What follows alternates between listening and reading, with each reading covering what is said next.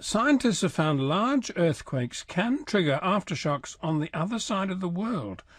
A study published in the journal Nature found the two massive quakes that struck off the coast of Indonesia in April caused a fivefold increase in large earthquakes worldwide for about a week. The lead author, Fred Pollitz of the United States Geological Survey, says this goes against the long-held notion that aftershocks only happen nearby.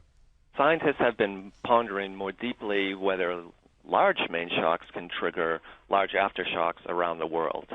And the consensus had been that you could trigger large aftershocks maybe up to 600 miles away from even the largest main shocks. However, this April earthquake changed that view. What was so special about the April earthquake? The April earthquake triggered large aftershocks at distances up to 10,000 miles, and we first became suspicious of this when we noticed that there were a number of magnitude 6 earthquakes off the west coast of North America that got triggered within 24 hours after the April earthquake.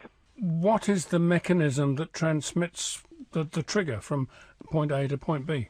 The seismic waves that are generated by the main shock, they need about 80 minutes to propagate to the other side of the world, and as they do so, they transmit large stresses to all parts of the Earth's crust and all of the fault zones along the way, and it shakes up those fault zones, and some of those faults will fail in small earthquakes, and some will fail in larger earthquakes, and one of the questions is whether this happens immediately or is delayed hours or days.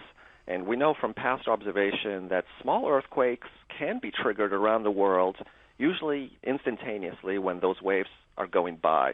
So that's not a new observation, but the idea that large ones could be triggered very far away is novel, and it appears that all of them were delayed hours to days. That's Fred Pollitz, a geophysicist with the United States Geological Survey.